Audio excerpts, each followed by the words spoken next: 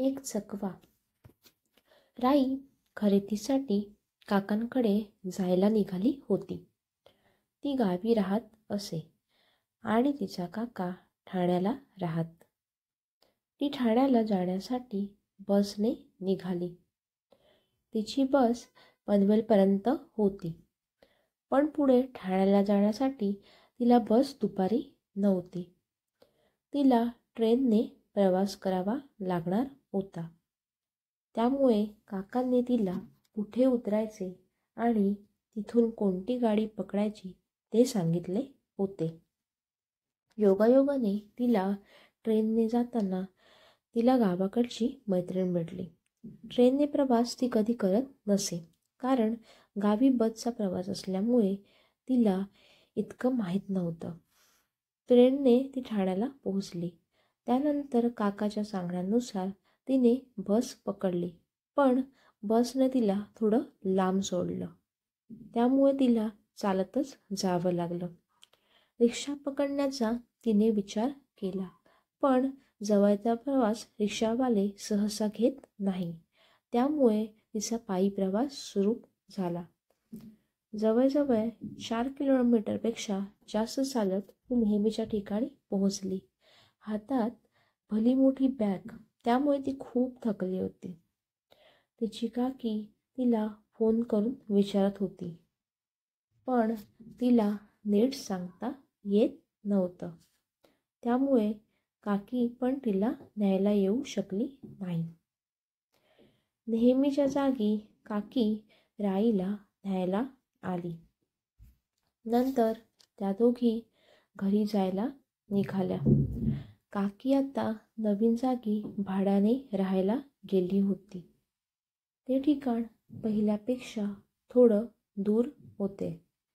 चालत चालत ते त्या ठिकाणी पोहोचले. साय होती ती, आणि राईने बघितले की काकीच्या घरावर झाडच होतं आणि काकीच्या घराच्या वरती घरमालक राहत होता. ती चाळ दुमजली होती. ते झाड नेमकं कोणतं होतं ते राईला माहीत नव्हतं. राईला पण पूर्ण चाळीमध्ये ते झाड फक्त काकी आणि वरती राहण्याला घराच्या मालकावर होतं. बाकी घर व्यवस्थित होते. घरात प्रवेश राईने केला तर घर छान होतं. मोठा हॉल आणि मोठं किचन होतं आणि घराच्या मागे एक दरवाजा होता. त्या दरवाजाच्या मागे मोठी वाडी होती. जणू काय गावी आल्यासारखंच वाटत होतं. ती दुपारी 4:30ला पोहोचली. ती लवकर निघाली होती, पण तिला यायला उशीर झाला होता. आल्यावर ती जेवली आणि थोडा आराम केला. रात्री राईचे काका आले कामावरून. आल्यावर थोड्या गप्पा झाल्या. त्यानंतर रात्रीचे जेवण झाले. काकीने झोपण्यासाठी अंथरूण टाकले. झोपायला जवळजवळ उशीरच झाला होता. 11:30 वाजले.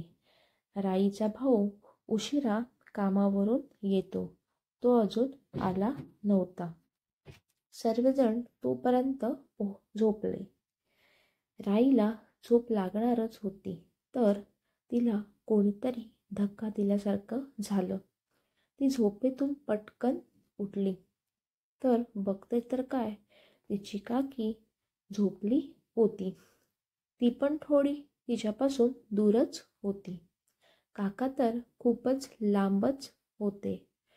हॉल खूप मोठा असल्याने सर्वजण व्यवस्थित झोपू शकत होते.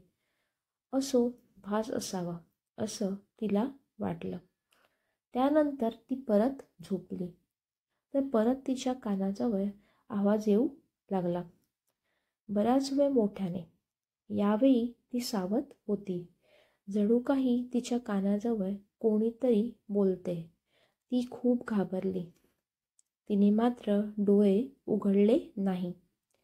जेव्हा आवाज बंद झाला तेव्हा तिने डोळे उघडले. तिला निघून जावंसं वाटलं गावी, तिच्या घरी. त्यावेळी तिने काकांकडे बघितले, ते पण झोपले होते. काकी पण झोपली होती. तिने लगेच मोबाईलमधून हनुमान चालीसा काढली आणि वाचायला सुरुवात केली आणि त्यानंतर ती झोपली. पण त्यानंतर तिला काही परत असं झालं नाही. त्यानंतर तिचा भाऊ आला. काकीने त्याला जेवायला वाढलं. तो जेवला आणि झोपला. सर्व झोपले. नंतर मात्र तिला तसं झालं नाही.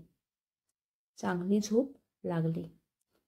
सकाळी उठल्यावर राई त्याचाच विचार करत होती.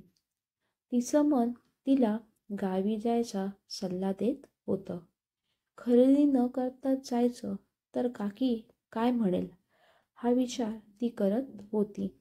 म्हणून एक दिवस राहायचं ती ठरवते. त्या रात्री ते खरेदीला जातात.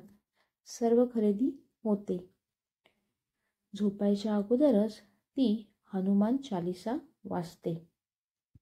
त्यानंतर ती झोपते. पण तिला आदल्या रात्रीसारखं होत नाही.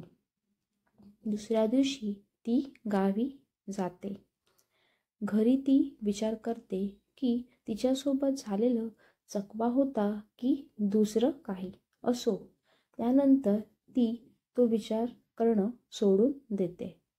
पण त्या दिवसानंतर मात्र ती त्या चाळीत काकीकडे गेली नाही. नंतर तिच्या काकीला ती गावी आल्यावर सर्व गोष्ट सांगते. तर काकी बोलते की ती जेव्हा पूजा करते तेव्हा कोणीतरी गेल्याचा तिला भास होतं. पण बघितलं तर कोणीच नसतं. तेव्हा ती काकीला चाळ सोडण्याचा सल्ला देते. त्यानुसार काकी नवीन जागी राहायला जाते. असो, तो चकवा होता की झाडाचं सावट की दुसरं काय, ही कथा काल्पनिक आहे. वस्तुस्थितीशी त्याचा काहीही संबंध नाही.